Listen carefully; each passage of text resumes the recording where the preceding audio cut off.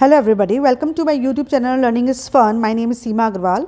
आज हम class 8 ICSE chemistry का चैप्टर नंबर 7 हाइड्रोजन कर रहे हैं। इसके पिछले वाली वीडियो में मैंने पार्ट 1 करवा दिया है हाइड्रोजन का, जिसमें हम लोगों ने हाइड्रोजन की बेसिक इन्फॉर्मेशन के बारे में पता कर लिया था कि हाइड्रोजन का सिंबल क्या होता है, एटॉमिक नंबर क्या होता है, एटॉमिक वेट या मास नंबर क्या होता है, वैलेंसी क्या होती है, हाइड्रोजन कहाँ पाया जाता है यानी कि अक्रेंस ऑफ हाइड्रोजन के बारे में भी हमने पढ़ा, डिस्कवरी कैसे हुई हाइड्रोजन के बारे में ये भी हमने देखा। फिर हमने कुछ जनरल प्रिपरेशन हाइड्रोजन की पढ़ी। साथ में एक इंपॉर्टेंट कॉन्सेप्ट हमने डिस्कस किया था, वो था इलेक्ट्रोलिसिस ऑफ वाटर, जिसके द्वारा हाइड्रोजन प्रिपेयर किया जाता है। आज की इस वीडियो में मैं आपको बताने वाली हूँ कि लेबोरेटरी प्रिपरेशन ऑफ हाइड्रोजन कैसे होता है। इसमें हम लोग चैप्टर का बाकी पोर्शन कवर करेंगे। ठीक है, तो आज का हम टॉपिक स्टार्ट करते हैं। So laboratory preparation of hydrogen, मतलब हाइड्रोजन को लैब में कैसे प्रिपेयर किया जाता है। In the laboratory hydrogen is prepared by the action of dilute sulphuric acid और dilute hydrochloric acid on zinc granules.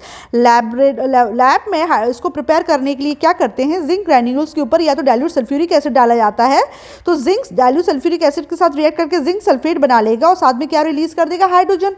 तो एक तो प्रोसेस ये है। दूसरा प्रोसेस क्या है, जिंक के ऊपर, जिंक ग्रेन्यूल्स के ऊपर क्या डाला जाता है, डाइल्यूट हाइड्रोक्लोरिक एसिड डाला जाता है। तो जिंक और हाइड्रोक्लोरिक एसिड रिएक्ट करके जिंक क्लोराइड बना लेते हैं और हाइड्रोजन गैस रिलीज कर देते हैं। ठीक है, तो रिएक्शन, केमिकल रिएक्शन ये होती है कि जिंक जब सल्फ्यूरिक एसिड के साथ रिएक्ट करेगा तो जिंक और सल्फेट मिलकर जिंक सल्फेट बना लेंगे और हाइड्रोजन रिलीज हो जाएगा। उसी तरीके जिंक जब क्लोरीन या हाइड्रोक्लोरिक एसिड के साथ रिएक्ट करेगा तो जिंक क्लोरीन के साथ मिलकर जिंक क्लोराइड बना लेगा और तुम्हारा हाइड्रोजन गैस रिलीज हो जाएगा। ठीक है, अब इसका पूरा डिटेल प्रोसेस हम स्टडी करते हैं। इस तरीके से सेटअप होता है। इसमें एक राउंड बॉटम फ्लास्क होता है, आप देख रहे हो डायग्राम में एक राउंड बॉटम फ्लास्क है। A few zinc granules are placed in a flat bottom flask and the mouth of the flask is closed with a 2 hole rubber stopper. क्या किया, एक आप देख रहे हो जिस तरीके से इन्होंने एक राउंड बॉटम फ्लास्क लिया है, एक राउंड बॉटम फ्लास्क लिया और इसके माउथ पे एक आपने रबर स्टॉपर लगा दिया। इस रबर स्टॉपर में 2 होल्स हैं। इस राउंड बॉटम फ्लास्क में आपने नीचे जिंक के ग्रेन्यूल्स ले लिए हैं। A thistle funnel is passed through 1 hole, एक होल से ये थिसल फनल पास कर दिया। ये जो आपको दिख रहा है ना, ये थिसल फनल है। और दूसरे होल से क्या पास कर दिया, डिलीवरी ट्यूब, आपने दूसरे होल से डिलीवरी ट्यूब पास कर दिया है ना। ये रबर स्टॉपर है, इसमें 2 होल्स हैं। एक होल से आपने थिसल फनल डाला है और जिसका एंड आपका नीचे तक डिप है और दूसरा टच कर रहा है और दूसरा आपने जो डिलीवरी ट्यूब है उसको पास किया है। The other end of the delivery tube is placed inside the beehive shelf capped in a trough containing water. आपने एक ट्रफ लिया, इसमें वाटर है। डिलीवरी ट्यूब आपने इस तरीके से डाला कि आपका डिलीवरी ट्यूब पूरी तरीके से इस तुम्हारा पानी के अंदर डूबा हुआ है। ठीक है ना। The other end of the delivery tube is place inside the behave shelf capped in a trough containing water. ये जो आपको ये बिहाइव शेल्फ दिख रहा है ना, इसके अंदर आपका डिलीवरी ट्यूब जाएगा। अंदर अंदर दिख रहा है आपको, ये दिख रहा है कि अंदर है, उसके ऊपर से ये बिहाइव शेल्फ रखा है और ये बिहाइव शेल्फ का सेटअप किस में रखा है, एक ट्रफ में जिसके अंदर पानी भरा हुआ है। अ gas jar is inverted over the beehive shelf. इस बिहाइव शेल्फ के ऊपर एक गैस जार आपने इन्वर्ट करके रख दिया है। ठीक है, तो आपका जो डिलीवरी ट्यूब का दूसरा वाला एंड है वो एक बिहाइव शेल्फ के अंदर रहेगा। बिहाइव शेल्फ आपका ट्रफ के अंदर रखा हुआ है, ट्रफ के अंदर पानी भरा हुआ है। फिर बिहाइव शेल्फ के ऊपर आप एक सिलेंडर डाल दोगे, एक गैस जार डाल दोगे जिसमें आपकी गैस कलेक्ट होगी। अब देखो process, dilute sulfuric acid is poured through the thistle funnel into the flask until all the granules are completely covered with the acid। अब इस thistle funnel की सहायता से आप धीरे धीरे dilute sulfuric acid डालोगे। इस तरीके से डालोगे कि ये जिंक ग्रेन्यूल्स है पूरे का पूरा तुम्हारा एसिड के अंदर डूब जाएगा। ठीक है, धीरे धीरे आप डालोगे सल्फ्यूरिक एसिड तो जिंक जो ग्रेन्यूल्स है पूरे के पूरे आपके डाइल्यूट सल्फ्यूरिक एसिड में डूब जाएंगे। ठीक है ना, कंप्लीटली कवर हो जाएंगे। जैसे ही कवर होंगे तो vigorous reaction takes place and hydrogen bubble rises up from the surface of the zinc granules. जैसे ही जिंक ग्रेन्यूल्स पूरी तरीके से डाइल्यूट सल्फ्यूरिक एसिड से कवर हो जाएगा तो धीरे धीरे आपको ना ऐसे बबल्स उठते दिखेंगे। ठीक है, और ये जो बबल्स हैं, the first few bubbles of gas are allowed to escape. इसमें से कुछ जो बबल्स हैं उसको तो बाहर निकलने देते हैं, उसको हम कलेक्ट नहीं करते हैं। ठीक है, क्यों नहीं कलेक्ट करते हैं मैं इसमें आगे बताऊंगी, क्योंकि उसमें इम्प्योरिटीज़ रहती हैं। उसके बाद क्या होता है, the bubbles of hydrogen gas are transferred through the delivery tube and collected in the gas jar by downward displacement of water. फिर जो ये बबल्स निकल रहे हैं ना, ये बबल्स आपके काय के निकल रहे हैं, एक्चुअली हाइड्रोजन गैस के निकल रहे हैं, उसको वो यहाँ से पास होता हुआ आपका गैस जार में यहाँ इकट्ठा हो जाएगा। इसमें पानी आपका नीचे रह जाता है और गैस ऊपर इकट्ठी हो जाती है, इसलिए इसको हम कहते हैं डाउनवर्ड डिस्प्लेसमेंट ऑफ वाटर। ठीक है, क्योंकि जो हाइड्रोजन है वो वाटर से लाइट है तो वो ऊपर कलेक्ट हो जाएगी। In this method hydrogen displaces water and gets collected in the gas jar. इसमें क्या हो जाएगा, हाइड्रोजन वाटर को डिस्प्लेस करते हुए ऊपर गैस जार में कलेक्ट हो जाएगी। ठीक है, तो आपको एक बार फिर से सुन लो। इस सेटअप में आपने एक राउंड बॉटम फ्लास्क लिया है, उसमें रबर स्टॉपर है, रबर स्टॉपर में 2 होल्स हैं, एक होल में थ्रेशोल्ड फनल है, दूसरे होल से आपका डिलीवरी ट्यूब पास है। डिलीवरी ट्यूब इस तरीके से पास है कि उसका दूसरा एंड क्या है, तुम्हारा बीहाइव शेल्फ के अंदर है और वो पूरा सेटअप ट्रफ में रखा है और इस ट्रफ में क्या है, पानी भरा हुआ है। बीहाइव शेल्फ के ऊपर तुमने एक सिलेंडर रखा हुआ है, गैस जार रखा हुआ है जिसमें गैस कलेक्ट होगी। ठीक है, और ये ट्रफ को तुमने पानी से भर दिया है।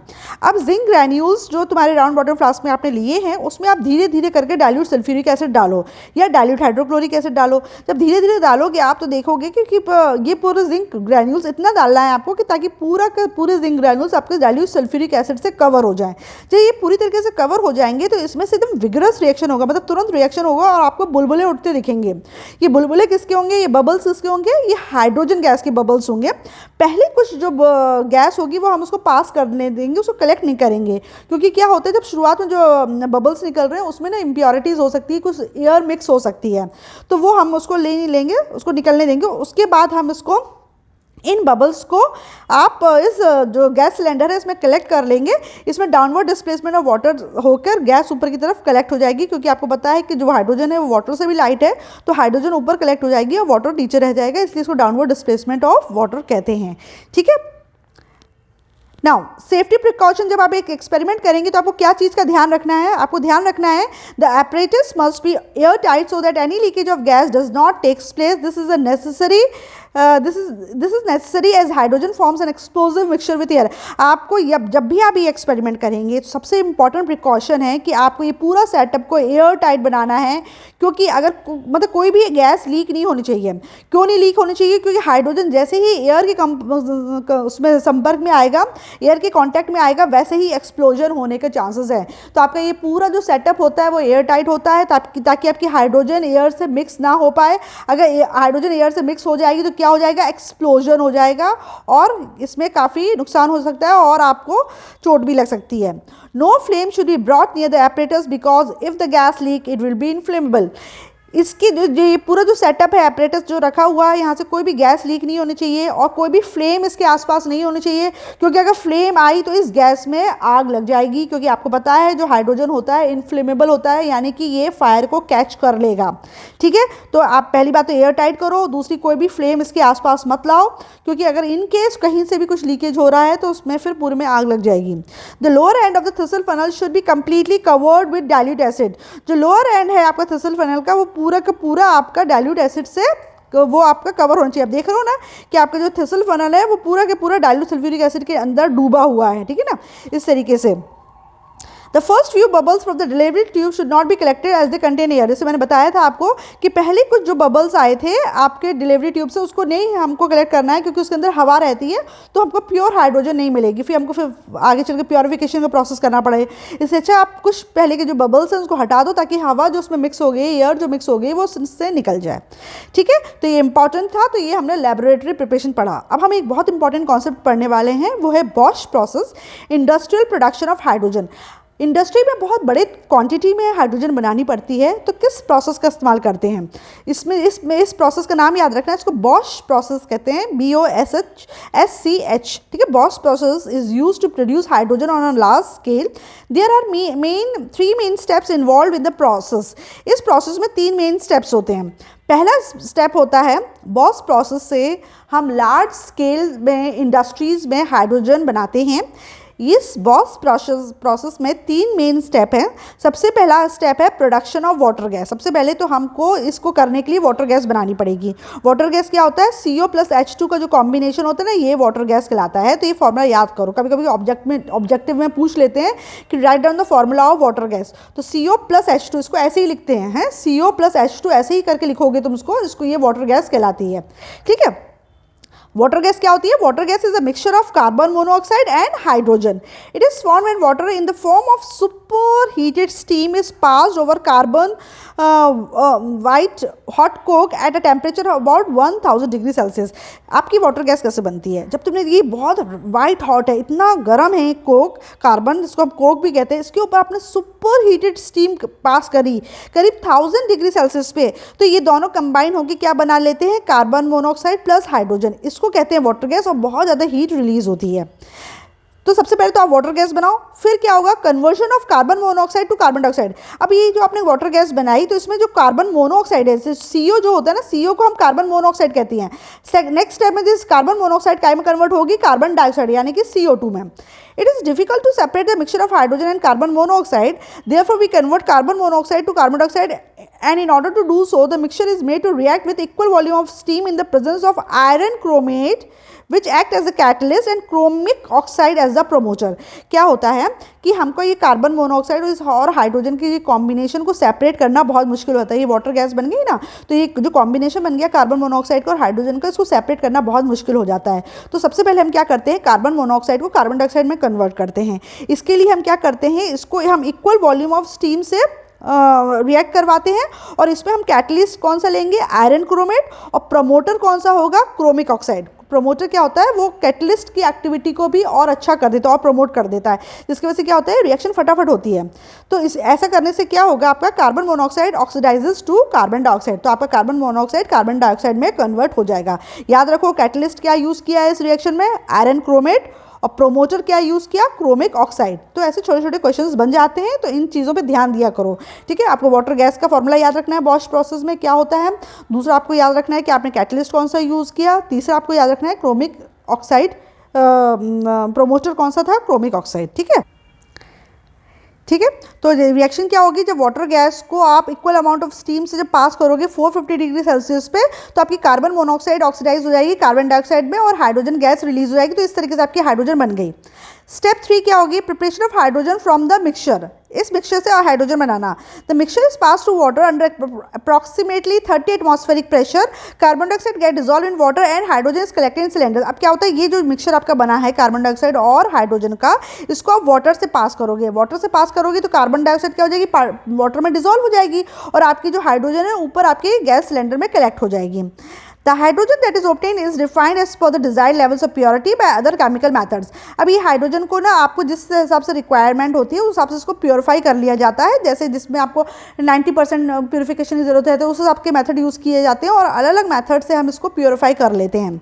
Carbon dioxide and carbon monoxide can be remove by passing them through the aqueous KOH and ammoniacal CuCl respectively. अच्छा, इस मिक्सचर में अगर आपकी कार्बन डाइऑक्साइड या कार्बन मोनोऑक्साइड मिल गई है, तो कार्बन डाइऑक्साइड को को निकालने का मतलब क्या तरीका होता है कि आप मिक्सचर को पोटेशियम हाइड्रोक्साइड सोल्यूशन में पास करोगे तो कार्बन डाइऑक्साइड तुम्हारी उसमें डिजॉल्व हो जाएगी। इस तरीके से कार्बन डाइऑक्साइड रिमूव हो जाएगी। ठीक उसी तरीके से कार्बन मोनोऑक्साइड अगर इस गैस में मिक्स हो गई है और उसको हटाना है, तो हम इस मिक्सचर को CuCl से पास करेंगे, तो आपकी कार्बन मोनोऑक्साइड उसमें से सेपरेट हो जाएगी। तो इस तरीके से हमारे को इंडस्ट्रियल प्रिपरेशन होता है बॉश प्रोसेस में। इस तरीके से आपका हाइड्रोजन गैस बनती है। तो आपको ध्यान रखना है कि बॉश प्रोसेस में 3 स्टेप होते हैं। पहले स्टेप में आप वाटर गैस बनाते हैं, सेकंड स्टेप में आप कार्बन मोनोऑक्साइड को कार्बन डाइऑक्साइड में कन्वर्ट करते हो, और तीसरे स्टेप में आप हाइड्रोजन को उसके मिक्सचर से सेपरेट करते हो। ठीक है, और उसमें क्या कैटलिस्ट लिया, क्या वो लिया, वो आपने ध्यान दे दिया। अब जहाँ तक हमने पढ़ा है उस पर बेस्ड एक एक्सरसाइज है, तो ज़रा देखते हैं। The sun is a big ball of hot gases mainly composed of hydrogen and oxygen. नहीं, तो ये तो फॉल्स है ना। फॉल्स क्यों है? क्योंकि सन एक big ball of hot gases तो है, लेकिन वो हाइड्रोजन और ऑक्सीजन से नहीं मिलकर बनी है, हाइड्रोजन और हीलियम से मिलकर बनी है, इसलिए फॉल्स है। An atom of hydrogen consists of one dash around which one dash revolves. Then तो आपका atom of hydrogen consists of one proton, right? 1 proton around which 1 electron revolves, है ना, एक प्रोटॉन और एक इलेक्ट्रॉन ही इसमें होता है। Dash discovered the element hydrogen, hydrogen को किसने डिस्कवर किया था, ये मैंने आपको पढ़ाया था। इसका क्वेश्चन, इसका आप वो याद करो, इसकी डिस्कवरी किसने की थी, रॉबर्ट बॉयल ने, है ना। और इसको Robert Boyle found a gas during a reaction between iron filings and dilute acids, he noted that these fumes were highly inflammable. लेकिन हेनरी केवेंडिश ने इसको एज अ हाइड्रोजन रिकॉग्नाइज किया था।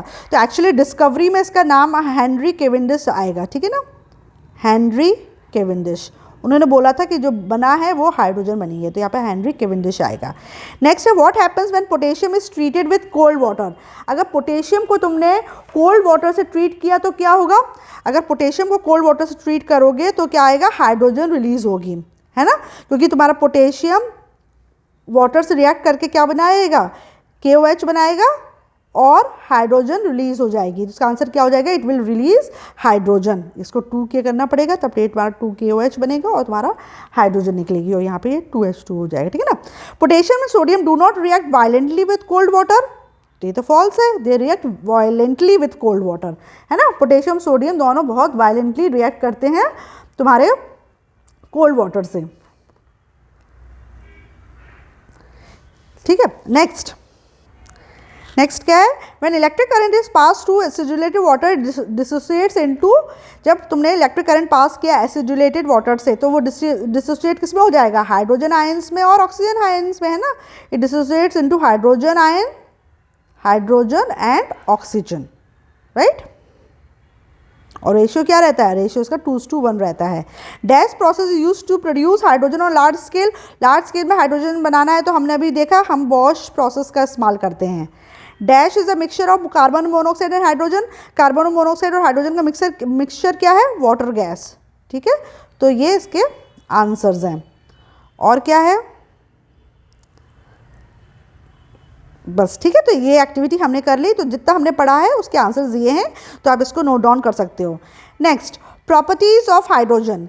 तो इसकी हम फिजिकल प्रॉपर्टीज़ और केमिकल प्रॉपर्टीज़ पढ़ते हैं। सबसे पहले physical property of hydrogen. Hydrogen is a colourless, odourless, tasteless and non poisonous gas. जो हाइड्रोजन होती है वो देखने में कलरलेस होती है, मतलब इसका कोई रंग नहीं है, कोई ओडर नहीं है, मतलब कोई स्मेल नहीं आती है, कोई टेस्ट नहीं आता है और जहरीली भी नहीं है। हाइड्रोजन गैस नॉन पॉइजनस होती है। It is the lightest of the all the gas, जितनी भी गैस पाई जाती है उसमें सबसे हल्की जो गैस है, सबसे लाइट जो गैस है वो हाइड्रोजन है। 1 litre of hydrogen gas weighs 0.09 gram, देखो कितना कम है, at 1 atmospheric pressure and 0 degree Celsius. It is about 20 times lighter than air, air से 20 टाइम्स लाइट है तुम्हारी हाइड्रोजन।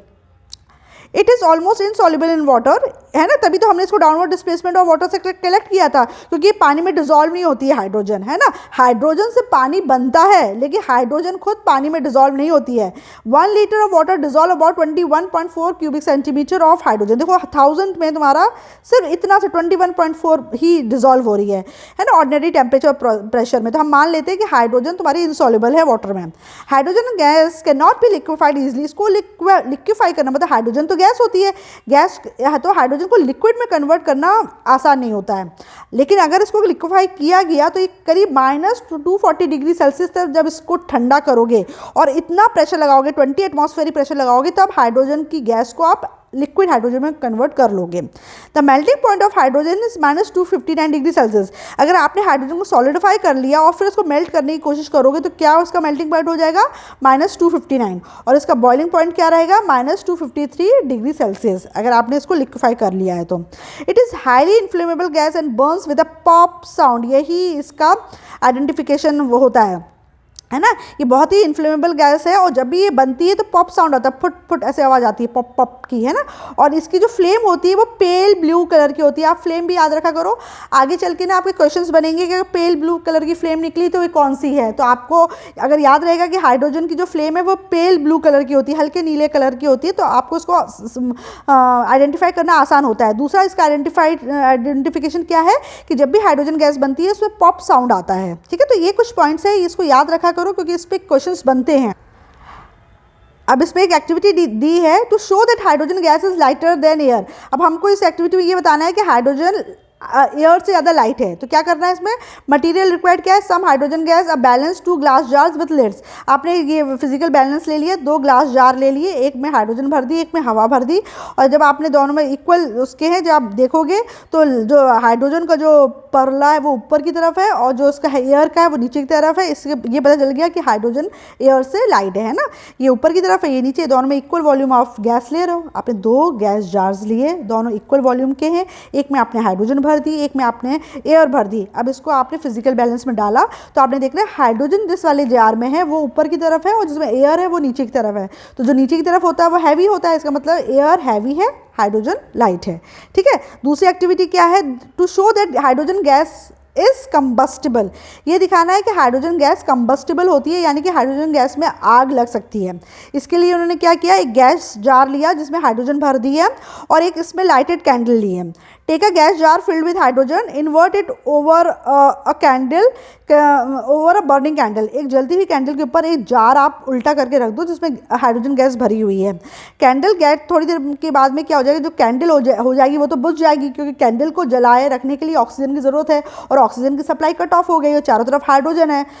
जबकि हाइड्रोजन खुद जलने लगेगी और हाइड्रोजन से पॉप साउंड निकलने लगेगा। इसका मतलब ये है कि hydrogen does not support combustion but it is combustible. Hydrogen combustion को सपोर्ट नहीं करती है, वो जलने में मदद नहीं करती है, लेकिन वो खुद जलती है, इसलिए वो कंबस्टिबल होती है, उसमें खुद वो जल जाती है। ठीक है ना, तो ये आपकी फिजिकल प्रॉपर्टीज़ थी हाइड्रोजन की।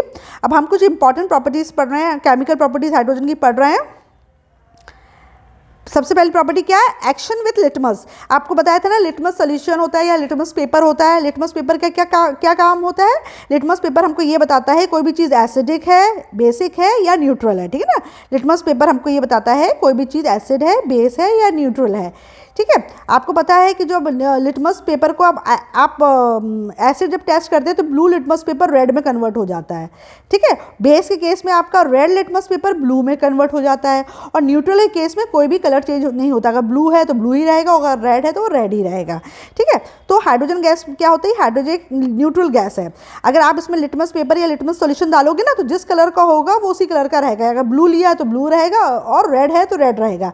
इसका मतलब हो जाता है कि हाइड्रोजन एक न्यूट्रल गैस है, ये ना ही एसिडिक है ना ही बेसिक है, इसलिए लिटमस पेपर का कोई कलर चेंज नहीं हुआ है। कंबस्टिबिलिटी अभी हम देख चुके हैं कि हाइड्रोजन कंबस्टिबल है इन air but it does not support combustion. खुद तो जल जाती है लेकिन जलने में मदद नहीं करती है, तभी तो कैंडल को बुझा दिया था उसने। तो hydrogen is combustible but does not support combustion.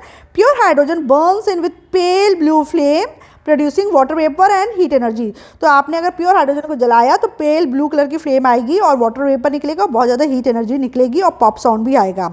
Reaction with oxygen, the reaction of hydrogen with oxygen is highly exothermic, इसलिए हाइड्रोजन को हवा के संपर्क में नहीं आने देते हैं, क्योंकि हाइड्रोजन जैसे ही ऑक्सीजन के संपर्क में आएगी तो इतना एक्सोथर्मिक रिएक्शन होगा कि आप जल जाओगे। Hydrogen burns in oxygen with a pale blue flame to form steam. Hydrogen oxygen की प्रेजेंस में जल के स्टीम बनाती है जो कंडेंस होकर वाटर बना देती है। और आपको पता है जब स्टीम कंडेंस होती है तो बहुत ज़्यादा हीट रिलीज करती है, इसकी वजह से आप स्टीम से ज़्यादा तेज जलते हो बजाय कि गर्म पानी से।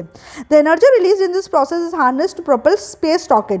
इस एनर्जी का इस्तेमाल किया जाता है स्पेस में जो रॉकेट भेजे जाते हैं उनको चलाने के लिए, उनको आगे भेजने के लिए हम इसी का इस्तेमाल करते हैं कि हाइड्रोजन और ऑक्सीजन का रिएक्शन कराते हैं, उससे क्या होती है, एनर्जी रिलीज होती है और ये एनर्जी रॉकेट को ऊपर की तरफ भेजती है। ठीक है, तो आप देख लो कि रिएक्शन विद ऑक्सीजन क्या है। पहली बात तो हाइड्रोजन और ऑक्सीजन का जो रिएक्शन होता है वो बहुत एक्सोथर्मिक होता है, इसलिए इसमें बहुत एहतियात बरतनी पड़ती है। अगर रिएक्शन हुआ तो पेल ब्लू कलर की फ्लेम आएगी और इसके रिएक्शन से स्टीम बनती है जो कि ठंडी होकर वाटर में कन्वर्ट हो जाती है और इस प्रोसेस में बहुत ज़्यादा एनर्जी रिलीज होती है जिसको हम स्पेस रॉकेट को ऊपर पहुँचाने के लिए इस्तेमाल करते हैं as a fuel. Reaction with chlorine, hydrogen and chlorine combine slowly in diffuse sunlight and explosively in bright sunlight to form hydrogen chloride gas. ये बहुत इंपॉर्टेंट रिएक्शन है आपकी जो हाइड्रोजन है, आपकी अगर डिफ्यूज्ड सनलाइट आपने ली, मतलब आपकी जो सनलाइट ना मतलब छन के आ रही है, डायरेक्ट नहीं पड़ रही है ना, शेड में आपका चीज़ रखी हुई है, अगर तब आप हाइड्रोजन और क्लोरीन को रिएक्ट कराओगे तो क्या बन जाएगा, हाइड्रोजन क्लोराइड। ठीक है ना, एक माइल्ड रिएक्शन होगी। अगर तो आपकी इनडायरेक्ट सनलाइट आ रही है, जैसे डिफ्यूज सनलाइट कर रही है, सपोज करो आप कमरे के अंदर ये काम कर रहे हो, आप अपने एक रूम के अंदर एक एक्सपेरिमेंट कर रहे हो और ग्लास विंडो से आपकी सनलाइट आ रही है, ठीक है, जिसको डिफ्यूज सनलाइट कहेंगे क्योंकि ये डायरेक्टली तो नहीं आ रही है ना। ऐसे में हाइड्रोजन क्लोरीन के साथ रिएक्ट करके हाइड्रोजन क्लोराइड बना लेगी। लेकिन अगर डायरेक्ट सनलाइट आएगी तो क्या होगा वो हम देखते हैं। तो इसमें जो हाइड्रोजन क्लोराइड बना है उसी की एक्टिविटी इसमें बता रहे हैं कि किस तरीके से बनता है। To show the formation of hydrogen chloride gas, उन्होंने बोला एक गैस जार लो जिसमें हाइड्रोजन गैस है, दूसरा गैस जार लो जिसमें आपका क्लोरीन है। आपने दो गैस जार ली है, एक में हाइड्रोजन है, दूसरे में आपका क्या है, क्लोरीन है, ठीक है ना। एक गैस हाइड्रोजन है, एक में क्लोरीन है।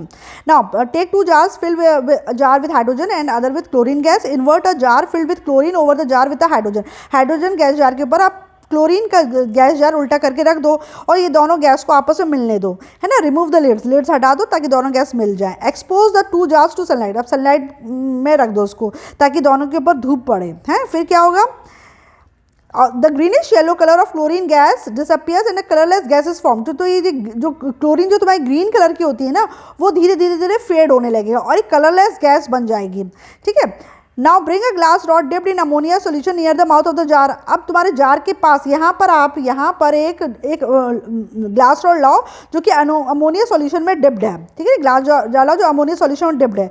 आप देखोगे कि इस जो ये रॉड तुमने डिप करा लिया, इसमें से आपकी वाइट फ्यूम्स निकलने लगेंगी। ये वाइट फ्यूम्स निकलेंगी, dense white fumes of ammonium chloride इस प्रोड्यूस। तो क्या होता है, जब तुम अमोनिया सॉल्यूशन में डिप्ट आप वो लाते हो, तो अमोनिया सॉल्यूशन में जब लाते हो तो एक क्लोरीन के साथ मिलकर क्या बना लेती है, अमोनियम क्लोराइड बना लेती है, ठीक है। और इसी की आपकी वाइट फ्यूम्स आ जाती है। This shows the formation of hydrogen chloride gas and hydrogen when hydrogen. इससे ये पता चलता है कि जब अमोनिया को तुमने यहाँ पर लाया तो यहाँ पे हाइड्रोजन क्लोराइड गैस बन चुकी थी जो अमोनिया के साथ रिएक्ट करके अमोनियम क्लोराइड बना लेती है।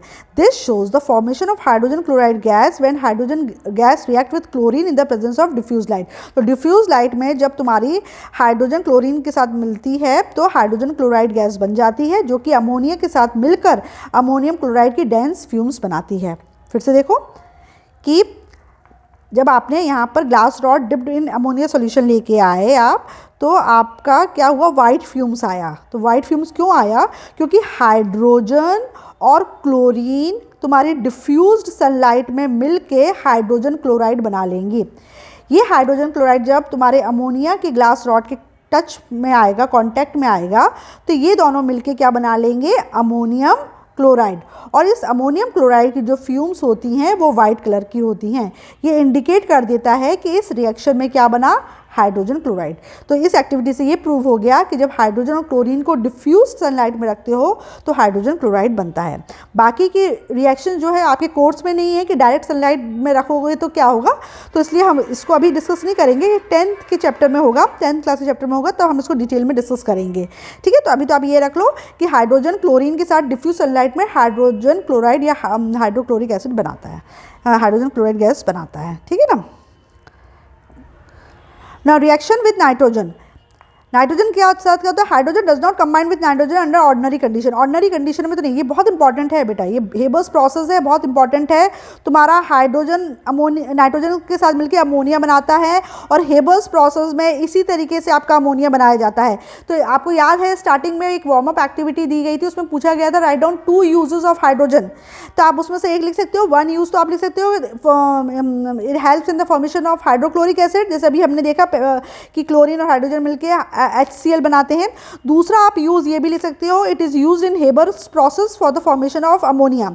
Hydrogen does not combine with nitrogen under ordinary condition in the presence of finely divided iron dust which act as a catalyst, and at 450 degrees Celsius temperature and 200 atmospheric pressure hydrogen react with nitrogen in the ratio 3:1 by volume to produce ammonia gas। ठीक है, जब तुमने iron as a catalyst लिया, iron dust as a catalyst लिया, temperature आपने 400 degree Celsius लिया और तुमने 200 एटमॉस्फेयर का प्रेशर लगाया तो तुम्हारा नाइट्रोजन हाइड्रोजन के साथ मिलकर क्या बना लेगा, अमोनिया। और इसमें हाइड्रोजन का रेशियो कितना है 3 और नाइट्रोजन कितना है 1, यानी कि 3:1 के रेशियो में तुम्हारा हाइड्रोजन और नाइट्रोजन मिल के बनाता है अमोनिया। और यही प्रोसेस यूज़ होता है हेबर्स प्रोसेस में, इसलिए इसको हेबर्स प्रोसेस कहते हैं।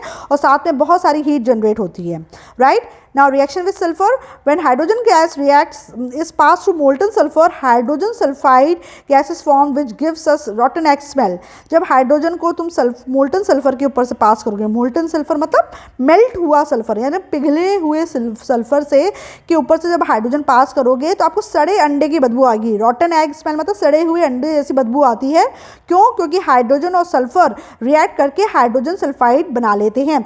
आपको ये स्मेल, ये कलर, ये सब आपको याद रखना पड़ेगा, साउंड, क्योंकि इसी वजह से आइडेंटिफाई होता है। क्या होता है कि इसे क्वेश्चन वो डायरेक्ट नहीं पूछेंगे, बड़े हो जाओगे तो वो क्वेश्चन कैसे पूछते हैं कि hydrogen react with element x and a रॉटन egg smell comes out, name the product form and name the element x, है ना। तो आपको रॉटन एक्स से याद बताना पड़ेगा कि अरे हाइड्रोजन सल्फाइड बनी थी और एक्स क्या था, एक्स सल्फर था। इस तरीके से इनडायरेक्ट क्वेश्चन आते हैं केमिस्ट्री में।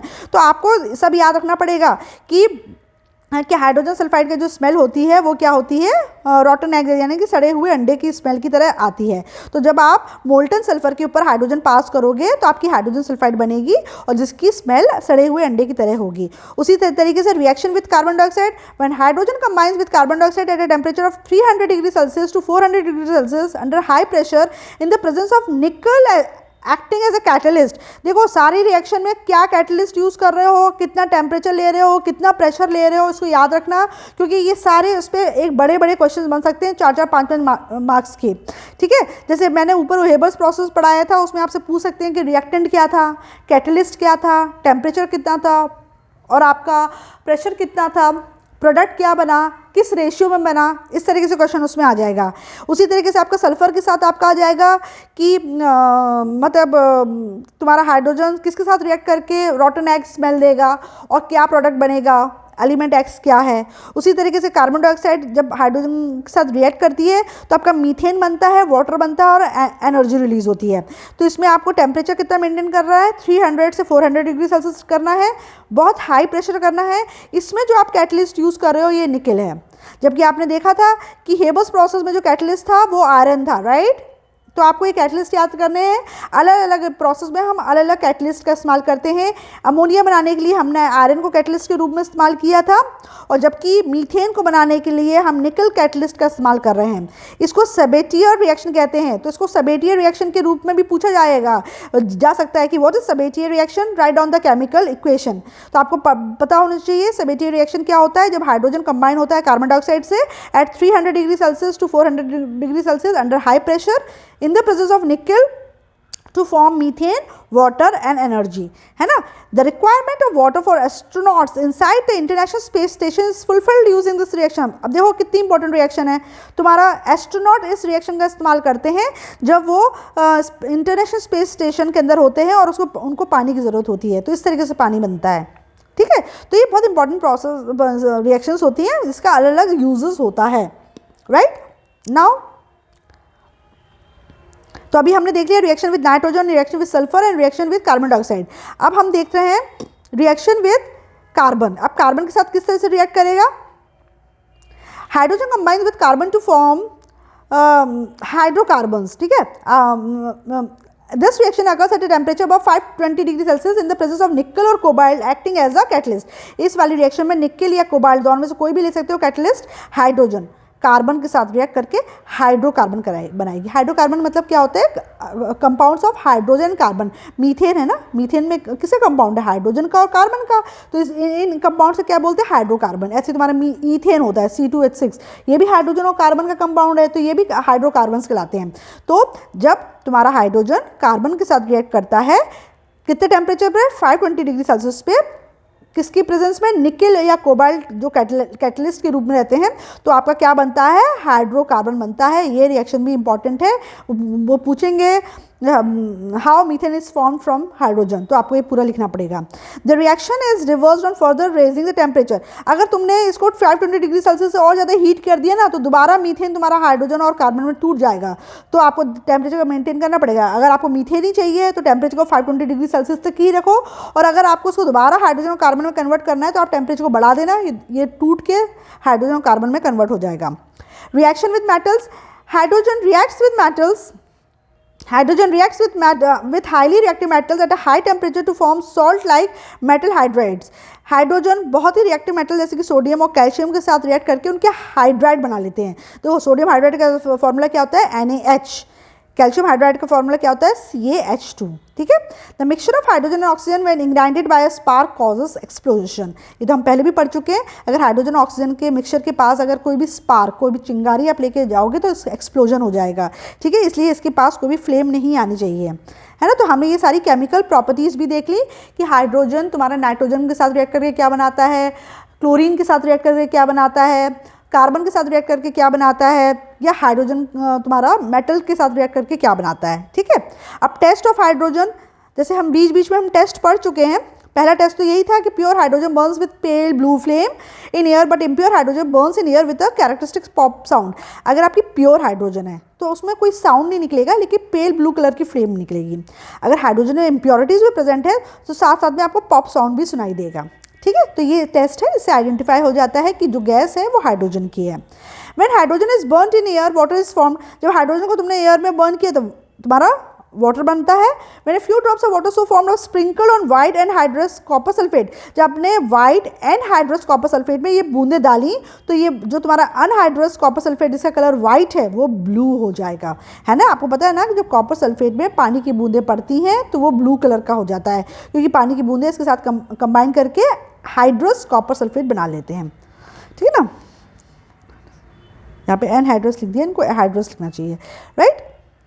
नाउ ऑक्सीडेशन एंड रिडक्शन क्या है, the process of adding oxygen to an element और a compound is called oxidation. देखो बहुत ये जो डेफिनेशन है बहुत आती है, ये चारों डेफिनेशन बहुत अच्छे से याद करना, बार बार पूछते हैं ऑक्सीडेशन क्या होती है। जब आपने किसी भी एलिमेंट या कंपाउंड में ऑक्सीजन को ऐड किया तो उसको ऑक्सीडेशन कहते हैं। The process of adding oxygen to an element, adding oxygen to an element or a compound is called oxidation. The process of removing oxygen or adding hydrogen to an element is called reduction. अगर आपने किसी भी element में oxygen को add किया है या hydrogen को रिमूव किया है तो वो कहलाती है ऑक्सीडेशन। ठीक है। अगर आपने किसी भी एलिमेंट और कंपाउंड में ऑक्सीजन को निकाला है और हाइड्रोजन को ऐड किया है तो वो कहलाता है रिडक्शन। क्लियर। ऑक्सीडेशन और रिडक्शन में याद रखो, ऑक्सीडेशन में ऑक्सीजन ऐड करते हो और या हाइड्रोजन को रिमूव करते हो तो वो ऑक्सीडेशन कहलाती है, और रिडक्शन में आप ऑक्सीजन को रिमूव करते हो और हाइड्रोजन को ऐड करते हो। A substance that brings about oxidation is called oxidising agent. जिस सब्सटेंस की वजह से ऑक्सीडेशन हुआ उसको ऑक्सीडाइजिंग एजेंट कहते हैं। और अ substance that brings about reduction is called reducing agent. और जो सब्सटेंस जिसके से रिडक्शन हुआ उसको रिड्यूसिंग एजेंट कहते हैं। मतलब जो सब्सटेंस ऑक्सीडेशन करने में मदद कर रहा है उसको ऑक्सीडाइजिंग एजेंट बोलोगे, और जो सब्सटेंस रिडक्शन करने में मदद कर रहा है उसको रिड्यूसिंग एजेंट कहोगे। रिडॉक्स रिएक्शन क्या होती है, रिडॉक्स, रेड मतलब रिडक्शन, ऑक्स मतलब ऑक्सीडेशन। वो रिएक्शन जिसमें रिडक्शन और ऑक्सीडेशन एक साथ हो रहा है उसको रिडॉक्स रिएक्शन कहते हैं। In redox reaction both oxidation and reduction occurs simultaneously, एक साथ रिडक्शन और ऑक्सीडेशन होता है। जैसे कि when hydrogen is passed over hot oxides of metal like copper, lead, iron and zinc, removal of oxygen from metal oxide takes place. In this process hydrogen itself gets oxidised into water. देखो ये वाली इन्होंने reaction दी है जिसमें आपका oxidation और reduction एक साथ हो रहा है। ध्यान से देखो, तुमने एक्टिव मेटल लिए, या तो कॉपर ले लिया या लेड ले लिया या आयरन या जिंक, इनके ऑक्साइड ले लिए। जब तुमने इसमें हाइड्रोजन ऐड करवाया तो कॉपर में से ऑक्सीजन निकल गई, यानी कि कॉपर रिड्यूस हो गया, है ना। और ये ऑक्सीजन काय में जाके ऐड हो गई, हाइड्रोजन में, और हाइड्रोजन वाटर बन गया। तो इस वाली रिएक्शन में कॉपर ऑक्साइड रिड्यूस होकर कॉपर में कन्वर्ट हो रहा है, जबकि हाइड्रोजन ऑक्सीडाइज होकर वाटर में कन्वर्ट हो रहा है। तो देख रहे हो एक तरफ तो रिडक्शन हो रहा है, दूसरी तरफ ऑक्सीडेशन हो रहा है। तो ये किसका एग्जाम्पल हो गया, रिडॉक्स रिएक्शन का। उसी तरीके से आप लेड ऑक्साइड के ऊपर जब हाइड्रोजन डालोगे तो क्या होगा, लेड ऑक्साइड में से ऑक्सीजन रिमूव हो जाएगी और ये रिड्यूस होकर लेड में कन्वर्ट हो जाएगी, राइट। जबकि ऑक्सीजन हाइड्रोजन में मिल के हाइड्रोजन में ऐड हो जाएगी और हाइड्रोजन ऑक्सीडाइज हो जाएगा वाटर में। तो लेड आपका क्या हो जाएगा, लेड ऑक्साइड आपका रिड्यूस हो जाएगा और आपका हाइड्रोजन ऑक्सीडाइज हो जाएगी, तो ये कन्वर्ट हो जाएगा लेड में और ये कन्वर्ट हो जाएगा वाटर में। तो आप देख रहे हो रिडक्शन और ऑक्सीडेशन एक साथ हो रहे हैं, इसलिए इसको क्या कहते हैं, रिडॉक्स रिएक्शन कहते हैं। ठीक है, उसी तरीके से थर्ड रिएक्शन देखो, फेरिक ऑक्साइड को जब हाइड्रोजन से रिएक्ट कराओगे तो फेरिक ऑक्साइड की जो ऑक्सीजन है वो रिड्यूस निकल जाएगी, रिमूव हो जाएगी। तो फेरिक ऑक्साइड रिड्यूस हो गया आयरन में, जबकि तुम्हारा हाइड्रोजन में ये ऑक्सीजन आके ऐड हो जाएगी, इसलिए हाइड्रोजन ऑक्सीडाइज हो गया वाटर में। उसी तरीके से जिंक ऑक्साइड में जब हाइड्रोजन कराओगे तो जिंक ऑक्साइड की ऑक्सीजन निकल जाएगी और जिंक ऑक्साइड रिड्यूस हो जाएगा जिंक में, और ये हाइड्रोजन ऑक्सीजन जाके हाइड्रोजन में ऐड हो जाएगी और हाइड्रोजन ऑक्सीडाइज हो जाएगा वाटर में। तो इधर इस वाली रिएक्शन में, हर रिएक्शन में आप देखो हाइड्रोजन सामने वाले कंपाउंड में को रिड्यूस करने में मदद कर रहा है, इसलिए हाइड्रोजन को हम क्या कहते हैं, रिड्यूसिंग एजेंट कहते हैं। ठीक है ना, तो हमने यही तो पढ़ा था कि रिड्यूसिंग एजेंट क्या होता है। रिड्यूसिंग एजेंट वो एजेंट होता है जो सामने वाले एलिमेंट या कंपाउंड को रिड्यूस करने में मदद कर रहा है। तो हाइड्रोजन की प्रेजेंस में ये सारे ऑक्सीडाइज रिड्यूस होकर मेटल में कन्वर्ट हो रहे हैं, इसलिए हम कह सकते हैं कि जो हाइड्रोजन है वो एक रिड्यूसिंग एजेंट है। आई होप आपको समझ में आ गया होगा, ये इंपॉर्टेंट है, इसको अच्छे से रीड करना, ये इस पर क्वेश्चन आएगा। ठीक है, now activity 7.4 to show that hydrogen gas is strong reducing agent. हमको ये दिखाना है कि हाइड्रोजन एक स्ट्रॉन्ग रिड्यूसिंग एजेंट है। इसमें क्या क्या मटेरियल चाहिए, एक हार्ड ग्लास कंबशन ट्यूब चाहिए, कुछ ब्लैक कॉपर ऑक्साइड चाहिए, एक बर्नर चाहिए, ग्लास ट्यूब चाहिए और 2 कॉर्क्स चाहिए। यहाँ आपने 2 कॉर्क लगा दिए। Take a hard glass combustion tube, put some copper oxide in it, set the apparatus as shown। ये ग्लास हार्ड ट्यूब लिया, इसमें तुमने कॉपर ऑक्साइड रख लिया, दोनों तरफ तुमने स्टॉपर लगा दिए और इस तरह से सेट कर लिया। Pass hydrogen gas over heated copper oxide, यहाँ पे कॉपर ऑक्साइड इसको हीट करो और साथ साथ में यहाँ से हाइड्रोजन गैस पास करो। ठीक है, light the hydrogen gas coming out from the other and, यहाँ जो हाइड्रोजन गैस निकल रही है उसमें तुम आग लगाओ। ठीक है ना, तो यहाँ पे फ्लेम आने शुरू होगी। ग्रेजुअली स्टॉप हीटिंग, थोड़ी देर के बाद ये बर्नर बंद कर दो। हाउएवर कीप पास, लेकिन हाइड्रोजन गैस पास करते रहो जबकि बर्नर को तुम स्विच ऑफ कर दो। The hydrogen gas till the tube cools down, जब तक ये ट्यूब पूरी तरीके से ठंडा ना हो जाए तब तक आप हाइड्रोजन गैस पास कर दो, क्योंकि क्या है, एक बार तुमने इसको फ्लेम ऑन कर दी ना तो ये पूरा ट्यूब गर्म हो जाएगा। जब तुम थोड़ी देर के बाद इसको बंद कर दोगे ना और हाइड्रोजन पास करते रहोगे तो तब तो भी ये रिएक्शन कंटिन्यू रहेगी और तब तक हमको हाइड्रोजन कंटिन्यू करना है जब तक ये आपका ट्यूब पूरी तरह से ठंडा ना हो जाए। This is done to prevent hot copper from again combining with oxygen to form copper oxide upon the entry of air. ऐसा हमने इसलिए किया, हमने हाइड्रोजन लगातार इसलिए पास करते रहे क्योंकि यहाँ से अगर आप तुम हाइड्रोजन की सप्लाई बंद कर देते ना तो दोबारा तुम्हारा कॉपर जो यहाँ पे बन रहा था वो कॉपर ऑक्साइड में दोबारा ऑक्सीडाइज होता है। तो आपने क्या ऑब्जर्वेशन देखा, जब कॉपर ऑक्साइड जो था वो तुम्हारा क्या ब्लैक कलर का पाउडर था, हमने पढ़ा था ना कि ब्लैक कलर का कॉपर ऑक्साइड है, ब्लैक कलर का कॉपर ऑक्साइड है। जब तुमको उसको हीट किया और उसमें हाइड्रोजन पास करी तो और यहाँ पे फ्लेम लगाया तो आपने देखा धीरे धीरे धीरे ये जो ब्लैक कलर का कॉपर ऑक्साइड है ये रेडिश ब्राउन कॉपर में कन्वर्ट हो गया। ठीक है ना, क्योंकि कॉपर ऑक्साइड हाइड्रोजन से रिएक्ट करके इसकी ऑक्सीजन निकल गई और हाइड्रोजन वाटर में बन गया और कॉपर का कलर तुम्हारा ब्लैक से क्या हो गया, रेडिश ब्राउन हो गया। This shows that hydrogen is a strong reducing agent that reduces copper oxide to copper. इससे ये पता चलता है कि जो हाइड्रोजन है वो स्ट्रॉन्ग रिड्यूसिंग एजेंट है जिसने कॉपर ऑक्साइड को कॉपर में रिड्यूस कर दिया, इसको ब्लैक से रेडिश ब्राउन कर दिया। तो कलर चेंज से तुम देख लोगे कि अच्छा ये रिड्यूस हो गया है।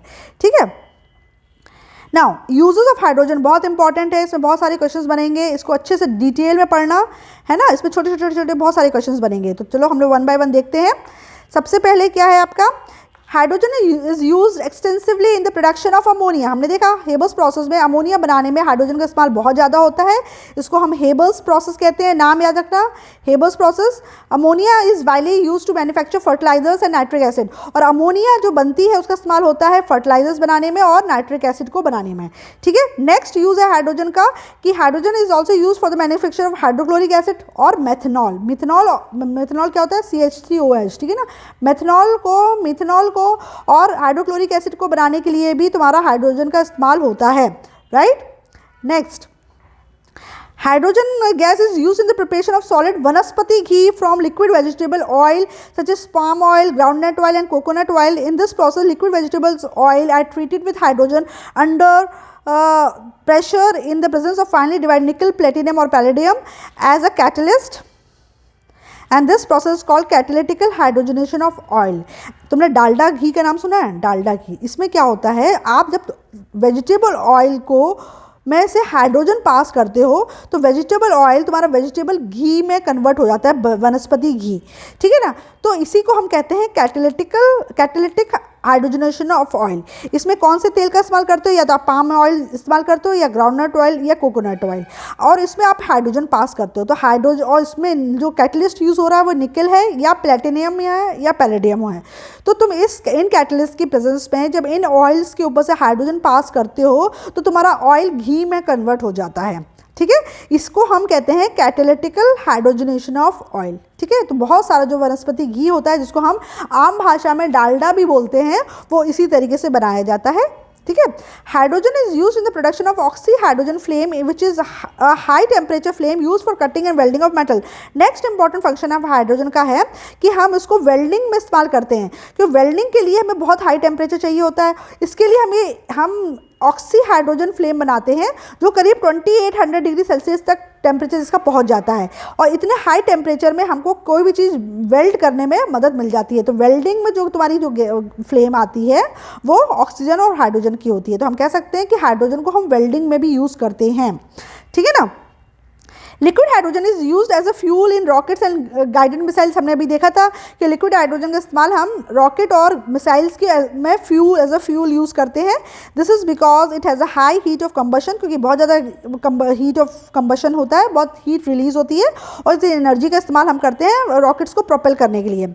Coal gas and water gas are some hydrogen based fuel. तो कोल गैस हो या वाटर गैस हो, ये हाइड्रोजन बेस्ड फ्यूल्स होते हैं। Hydrogen is use as a reducing agent in metallurgy to extract pure metals from their oxide. उसी तरीके से हम मेटलर्जी में मेटल्स को एक्सट्रैक्ट करने के लिए उनके ऑक्साइड से तो भी हम हाइड्रोजन का इस्तेमाल करते हैं, क्योंकि हमने देखा था कि कॉपर ऑक्साइड तुम्हारा कॉपर में रिड्यूस हो जाता है हाइड्रोजन की प्रेजेंस में। तो इस तरीके से जब हम मेटल्स को एक्सट्रैक्ट करते हैं ना उसके ओर से, तो हम हाइड्रोजन का इस्तेमाल करते हैं। तो इन यूजेस में आपको ना ये 3 यूज़ तो बहुत अच्छे से पढ़ो, कैटालिटिक हाइड्रोजनेशन ऑफ ऑयल, दूसरा आप वेल्डिंग में यूज़ करते हो ऑक्सी हाइड्रोजन फ्लेम, ये भी इंपॉर्टेंट है, और तीसरा आपका रॉकेट प्रोपेलर की तरह फ्यूल, रॉकेट्स में फ्यूल की तरह यूज़ होती है हाइड्रोजन, इसको भी आप ध्यान से पढ़ो। ये 3 तो अच्छे बड़े क्वेश्चंस भी इसमें बन सकते हैं, मतलब 2-3 लाइन के भी बन सकते हैं, और बाकी तो आपका एक नंबर का बनता है कि हेबर्स प्रोसेस में भी यूज़ होगा और HCl को बनाने में भी यूज़ होगा। तो ये सारे यूजेस हैं हाइड्रोजन के, बहुत इंपॉर्टेंट है, ढंग से पढ़ना, पूछा जाएगा, ठीक है ना। और बाकी यूज़ क्या है, hydrogen is use to produce hydrogen chloride gas, है ना। Hydrogen is seen as an alternate source of energy for the future, है ना। ये बहुत इंपॉर्टेंट चीज़ हो रही है कि फ्यूचर में अल्टरनेट सोर्स ऑफ एनर्जी की तरह हाइड्रोजन का इस्तेमाल हो सकता है। It can even replace hydrocarbons as it forms water rather than harmful gases on burning. ये आगे चल के जो हाइड्रोकार्बन्स का इस्तेमाल करते हैं उसको भी रिप्लेस कर सकती है, क्योंकि ये हार्मफुल गैसेस, क्योंकि ये पॉल्यूशन फ्री रहेगी, तो पॉल्यूशन फ्री रहेगी, इसलिए इसमें रिसर्च चल रही है, और आगे चल के हो सकते हैं कि हमारी जो कार है, हमारे जो व्हीकल्स हैं, हमारे जो ऑटोमोबाइल्स हैं, वो हाइड्रोजन के ऊपर चलने लगें। It is a pollution free fuel, clean fuel है, इसलिए इसमें रिसर्च चल रही है कि इसको सस्ते रूप में और ज़्यादा क्वांटिटी में कैसे बनाया जा सके, ताकि कॉमन मैन इसका इस्तेमाल कर सके और उनके ऑटोमोबाइल्स इसमें चल सकें, ठीक है। तो ये सारे इसके यूजेस हैं। अब देखो, इसमें 2 गैस का इस्तेमाल हुआ है, कोल गैस और water gas.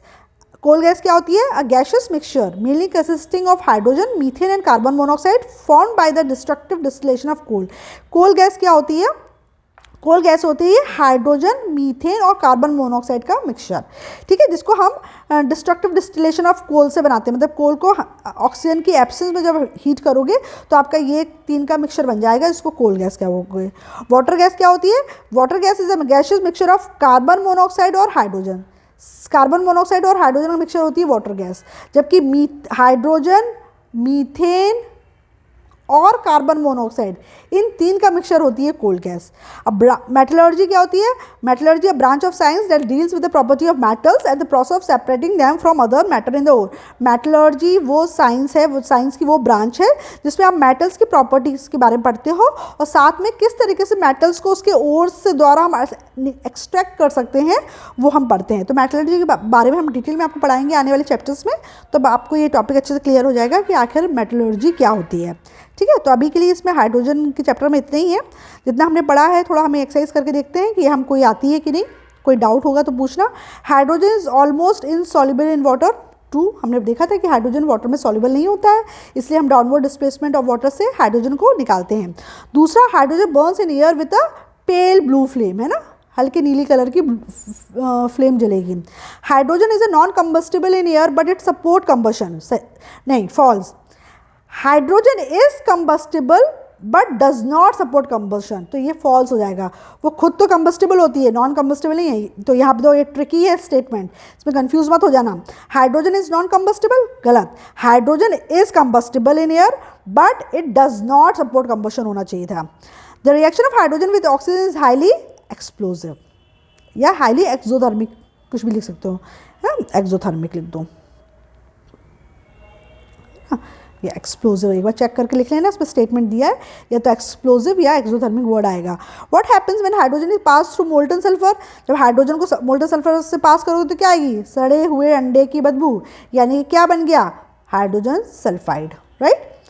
Hydrogen is use as a dash agent in metallurgy, as a reducing agent use होता है ना, क्योंकि रिड्यूस कर देता है ऑक्साइड्स को। To extract pure metals from their ores, ore से निकालने, उनके ओर से एक्सट्रैक्ट करने के लिए इस्तेमाल होता है। ठीक है, तो ये टॉपिक मैंने आपका कंप्लीट कर दिया है। किसी बच्चे ने इसकी डिमांड रखी थी कि उसको ये टॉपिक का एक्सप्लेनेशन चाहिए था, और अब फाइनल एग्जाम में ये चैप्टर आएगा क्लास 8 के स्टूडेंट्स के लिए, तो इसको अच्छे से पढ़ लो। अगर इससे रिलेटेड कुछ भी क्वेश्चन है तो आप मुझसे पूछ सकते हो। इसकी एक्सरसाइज मैं कोशिश करूँगी अपलोड करने के लिए, तो बने रहो मेरे चैनल पे, लर्निंग इज़ फन। ठीक है, थैंक यू।